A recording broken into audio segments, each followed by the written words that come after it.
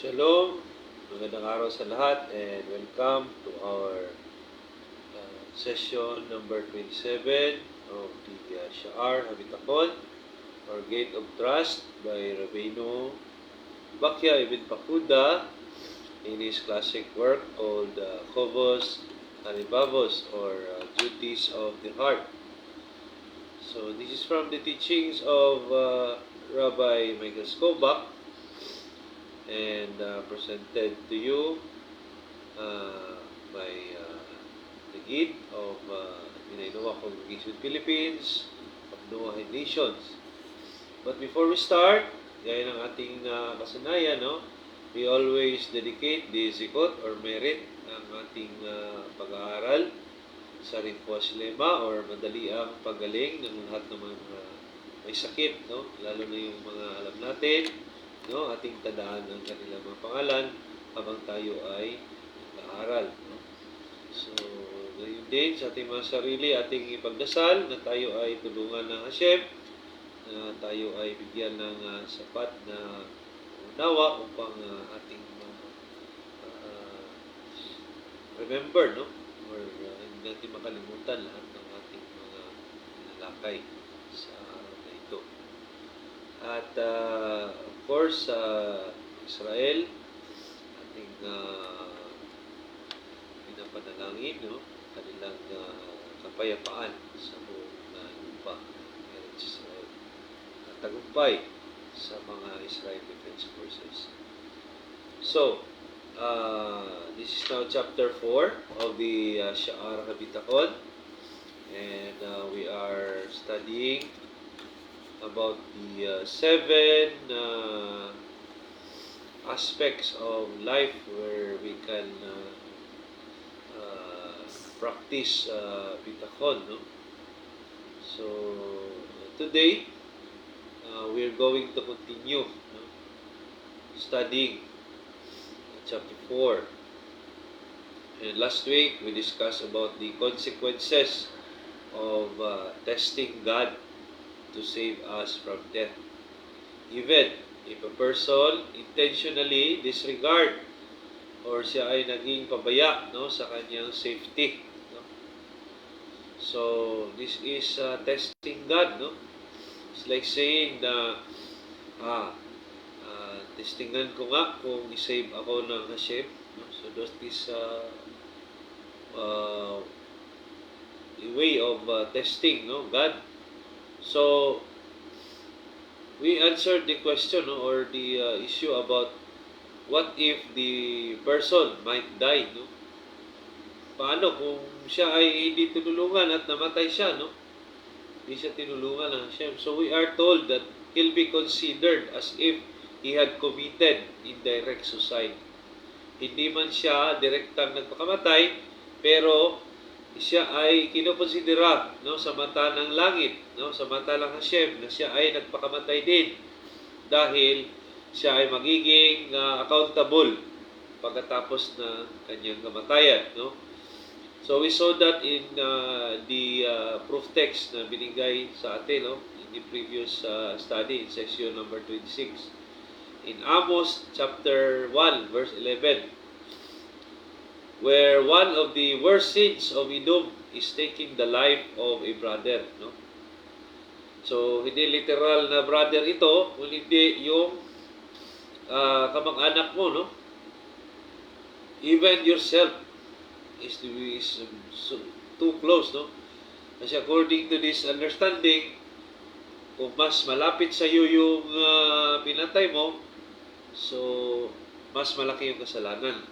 So lalo-lalo na kung sarili mo na mismo, no, yung pinatay, no. So also in as a proof text, no, or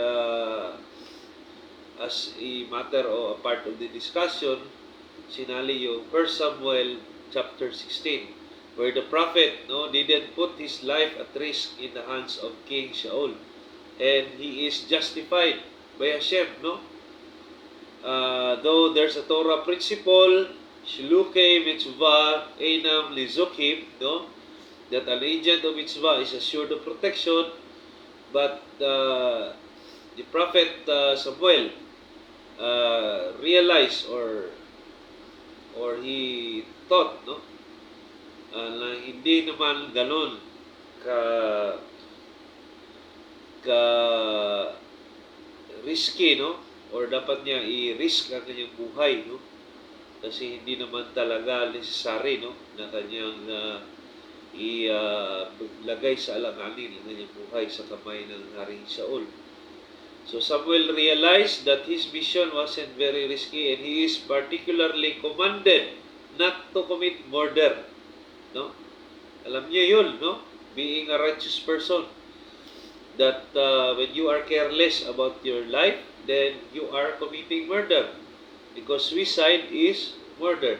And you are commanded to choose life, no? Yun yung nakasulat sa ating Torah.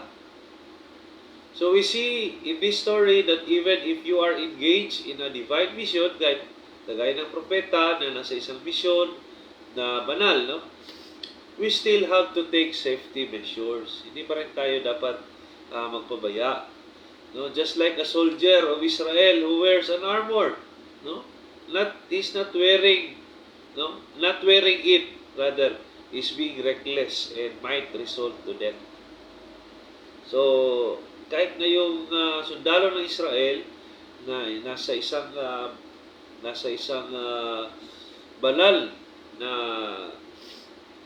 paggawa ng isang mitzvah, dahil ang pagdepensa sa lupa ng Israel at sa kasarinlan ng mamamayan ng Israel ay isang mitzvah.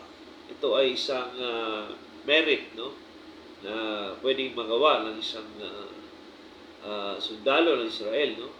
But if he is not wearing his armor and he died, no, and he knows that it is necessary, then instead of merit, he is reckless in the eyes of Hashem, and this is considered as suicide, indirect suicide. So we are not supposed to test God lest cause death to ourselves. So another possibility as a result of testing Hashem is that He might rescue a person, no? Kanina, that the person might die. Dito naman sa pangalawa is, what if a person will not die because he will be rescued from his death, no? From death by Hashem. So what is the consequence? Ano yung consequence, no? Kung ikaw ay na-rescue ng Hashem. So sabi ng Rabino Bakya, meron itong negatibong consequence, no, sa kanyang pagtulong, sa kanyang divine intervention.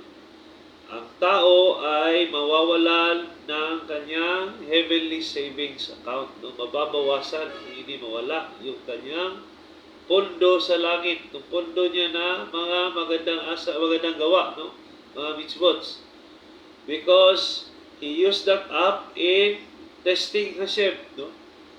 Kasi, according to this principle, tayo ay tinutulungan ng Hashem at kinukuha niya yung tulong mula sa ating pondo na mga magandang gawain dito sa mundo.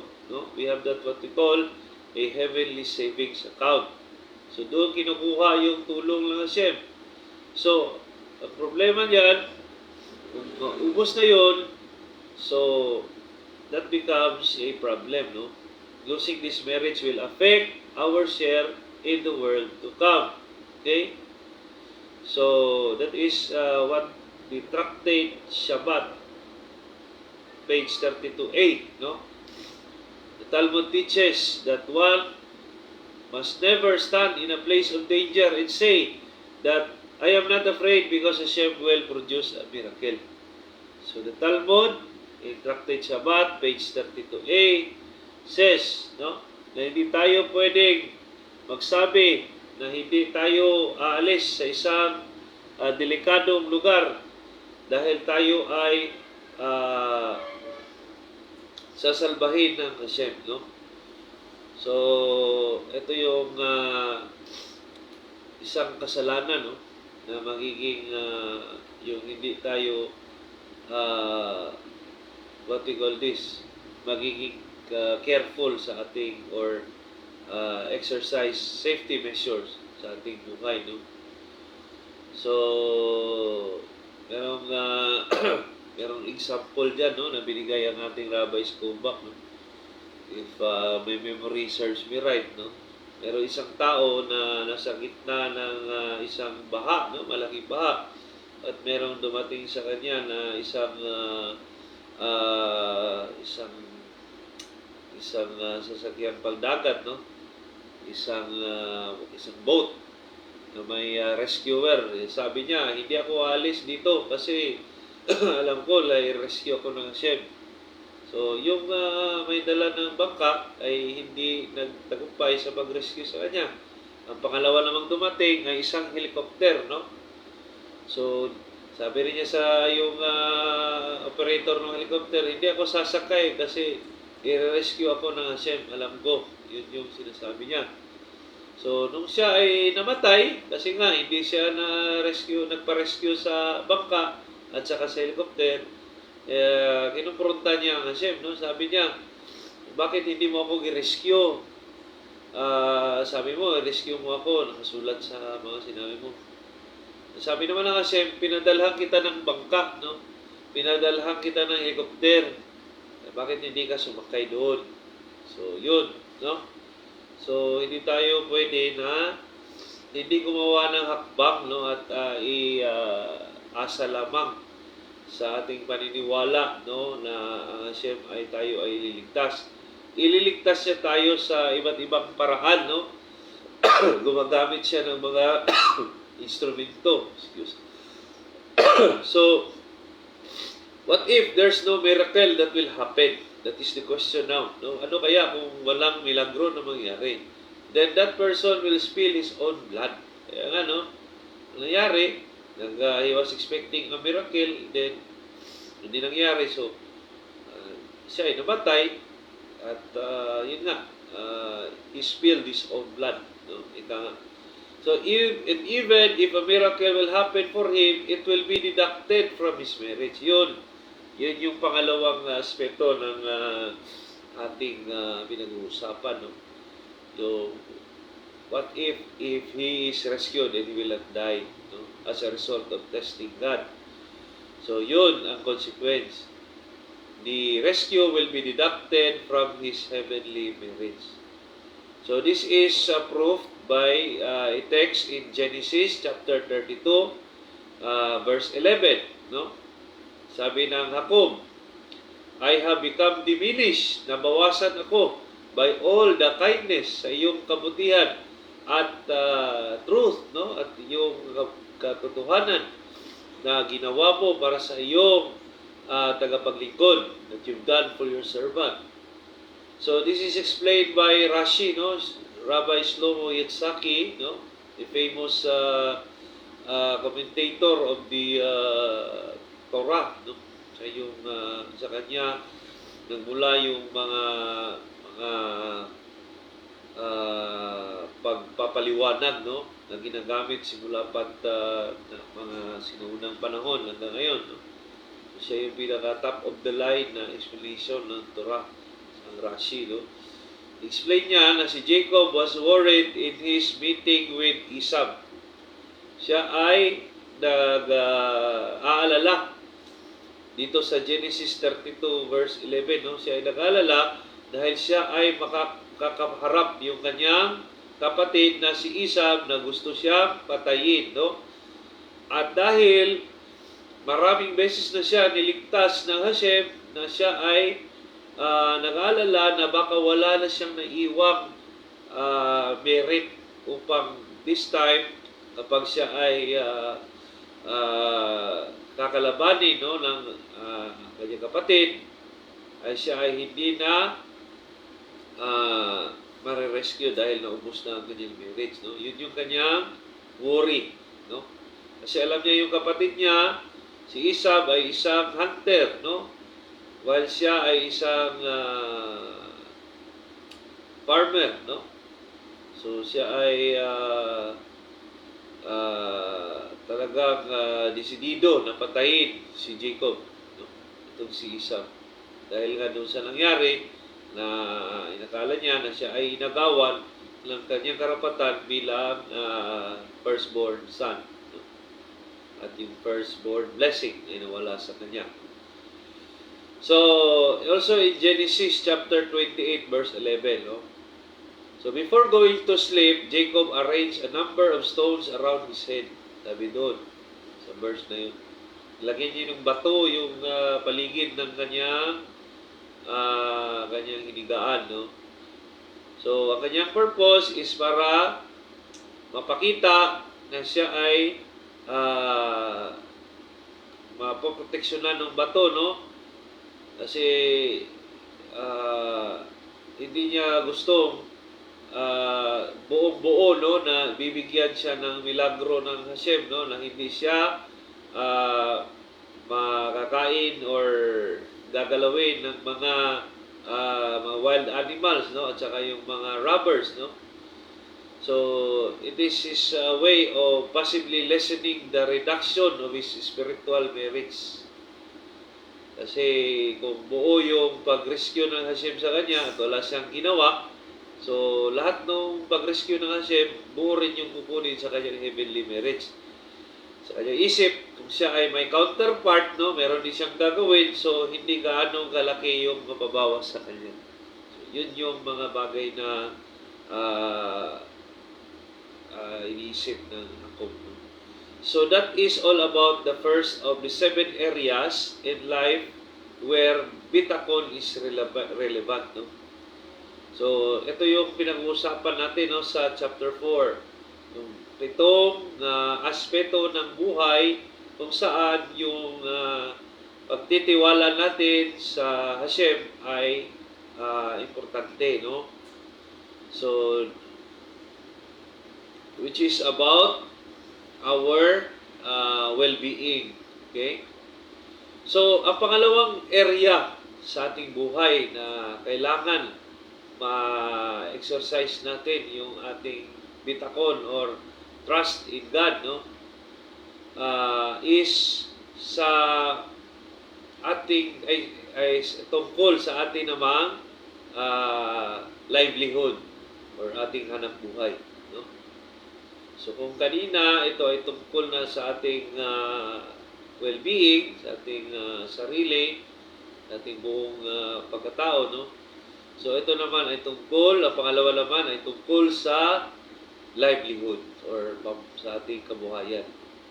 So the rule is that we have to engage in what we call histadlut or effort, no? Kanina we are giving a hint that we should do a counterpart, no? Hindi pwede na iasa natin lahat kay Hashem.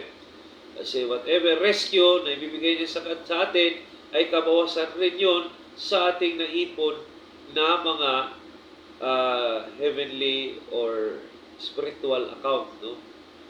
So yung istadlot is yun yung Hebrew na effort, no? At the same time, we must know that our work will not accomplish anything unless Hashem wills it. We have to realize, aside from doing effort, we have also to realize that ang ating mga ginagawa ay walang kabuluhan kung hindi ito bibigyan na Hashem ng tagumpay. Okay? If our will happens to coincide with His will, then we will be successful. So, yun yung explanation, no? Kung bakit nagtatagumpay tayo sa ating mga negosyo, sa ating mga trabaho, dahil it coincides with what Hashem wants for us.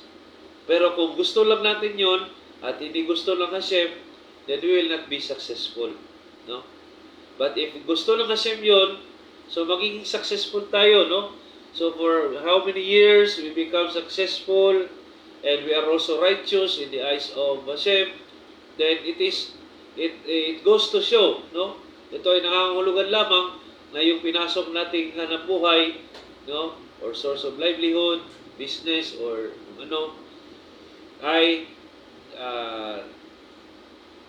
pasok doon sa kalooban din ng Hashem, no, sa atin. So, ang Rabbi Avigdor Miller, isa sa mga Torah scholars, no, giants in the previous generation, So this is, sabi niya, this is one of the most difficult mitzvah, yung bitakon when it comes to our livelihood. Or sabi say, yung iniisip mo na kailangan mo gumawa ng effort, no? At the same time, isipin mo na wala ka ring magandang resulta kung hindi dahil sa Hashem. So this is a very difficult mitzvah na gagawin in the Torah, no? Because it is counterintuitive, no? So, example, a farmer, isang magsasaka, hindi siya pwedeng umupo at asahan na lang ang Hashem na magpatubo ng kanyang mga tanim, no? Kailangan rin niyang magsaka at gumawa ng kung anong mga normal na gagawin upang tumubo ang kanyang mga tanim. Kailangan niya ring mag-trust, no? Kailangan rin niyang magtiwala sa Hashem habang ginagawa niya yung mga normal na ginagawa ng isang magsasaka.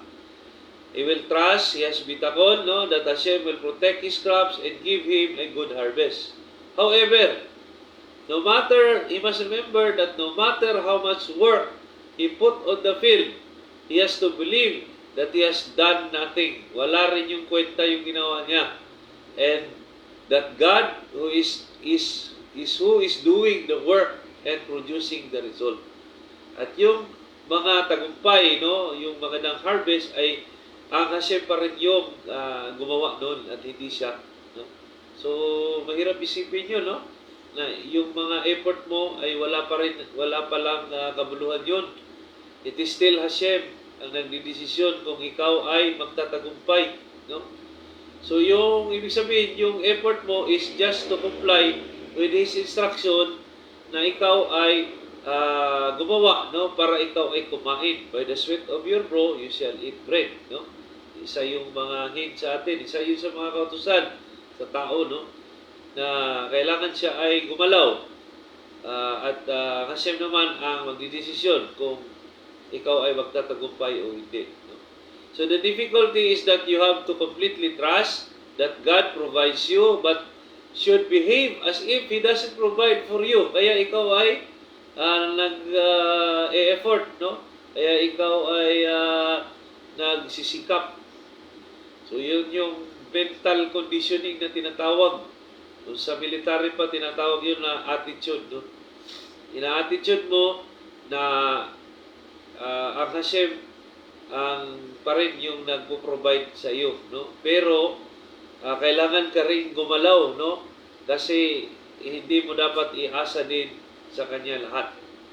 So this means that a farmer has to do everything that is normal in farming, but believe that his efforts will not produce any crops unless God decrees it to happen. So we arrive here in the question, no? Tatanong na naman tayo, so why go through all these efforts where God is the one who decides, no? Bakit mo pa gagawin na magsikap? Ang Diyos naman pala yung gagawa pala kung ikaw ay magtatagumpay, no? So Rabbi Bakya warns us not to fall into this trap of our effort, no? We might think that we are responsible of our own success, no? Minsan iniisip natin na tayo yung dahilan kung bakit tayo nagtatagumpay, no? Dahil sa ating pagsisikap. No, sabi ng Rabbi Bakya, hindi yon ang dahilan, no? Kaya minsan akala natin, no, na the more we work, nag-overtime tayo, no, ginagawa nating araw yung gabi, no? So that is iniisip natin na yun yung formula ng ating tagumpay, no? But Hashem says otherwise. He is instructing us to do the normal required effort. Because if we do more, we exert more than is required, then we begin to weaken our trust in Hashem, no? Then we will lose our trust, no? It means we lack trust with Hashem. Kasi nga, hindi na tayo normal sa ating pagsisikap, no? So we believe that if we work 24 hours, no, in a day, no, hindi na tayo natutulog. So we believe that that is the reason why we will succeed. But it is not so. It is Hashem who decrease kung tayo ay maging successful. Kahit na kumita ka man yan, no, dahil sa sobrang oras, mawawala rin yan, no? Kukunin din yan. Magkakaroon ka ng sakit, bibili ka ng gamot, babayad ka sa ospital, so yun din yun, no? Yung sobra mong pag-exert ng effort, mawawala din yun sa iyo, no? So the most important thing is that you work normal and you trust in Hashem that He will provide for your needs. I mean needs, hindi yung wants, no? Yung wants naman, kamunduhang kung naman yun, no? Mga kasiyahan, no?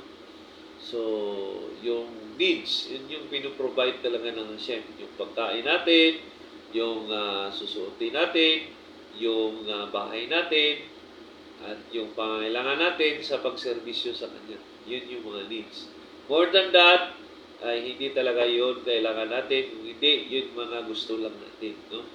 So, there is always a chance na hindi yun pagbibigyan ng Hashem kung ito ay, lalo na kung ito ay nakakasira sa kanyang anak, no? Nakakasira sa atin. Okay? So, like a good father, He will always look up to things that could be good for us. No? Hindi niya ibibigay yung mga dinadasal natin na in the future, alam niya nagsasasira din natin, no?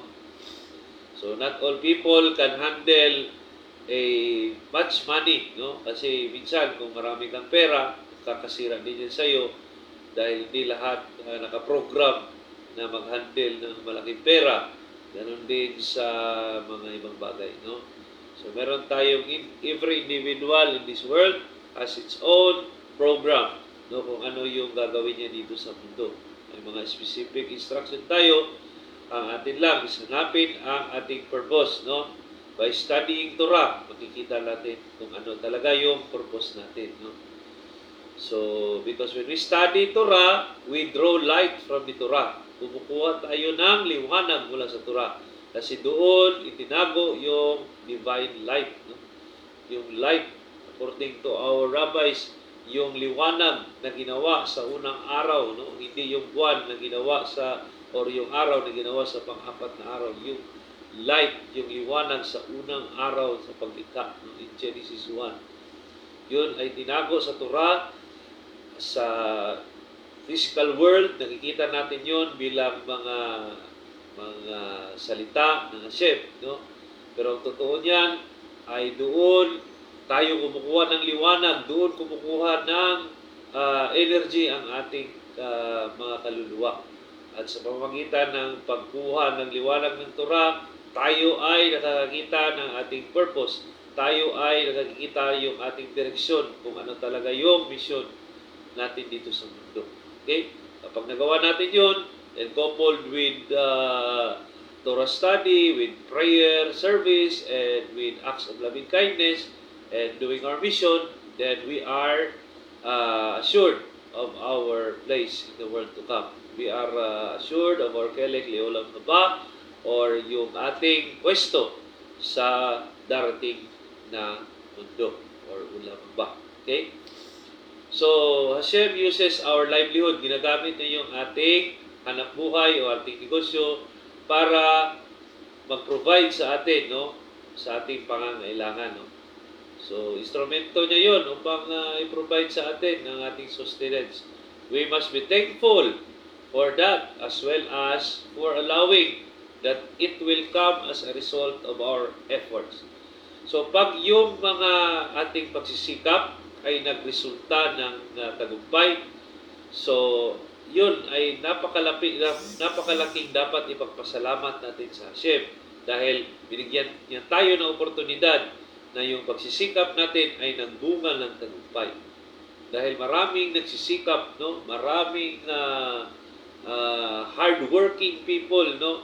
na kahit anong gawin nila sa buhay, no, anong pagsisikap, hindi pa rin sila naging matagumpay. Dahil hindi nga nag-coincide yung gusto nilang gawin sa gusto ng Hashem na ipagawa sa kanila. So, yun yung importansya ng Torah, no?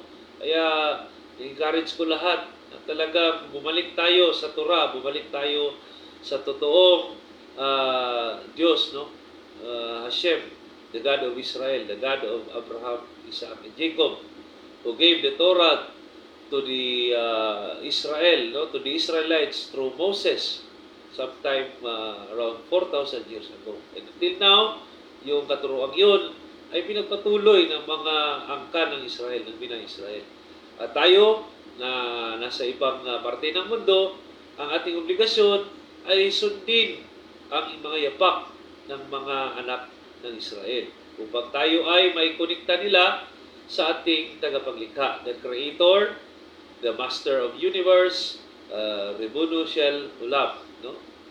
So, yun. That is what we should do, no? As a righteous person, to connect ourselves to establish a relationship with Hashem. So, we see also in Psalm 128 verse 2. Sabi doon, when you eat from the work of your hands, kapag ikaw ay kumakain mula sa resulta ng iyong kamay, no? It means work. You will be happy and it will be good for you. Okay? So, ito ay kagagalak mo dahil yung satisfaction, yung na mula sa iyong pagsisikap, ikaw ay naging matagumpay. Okay?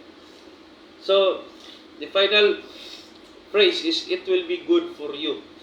Kasi, yun nga, nakakabuti rin yun sa iyo dahil ikaw ay nagiging mas malapit, no, sa ating Hashem dahil iniisip mo lagi na lahat ng mga kamtan mo sa buhay ay galing sa Kanya at hindi sa sarili mong pagsisikap lamang. Okay? So, that ends our session number 27. And next week, we will be discussing session number 28 in another part of the 7 areas of life where Bitachon is relevant. And again, to all our friends and mga kasama natin sa Binay Nuwak in the Philippines, no?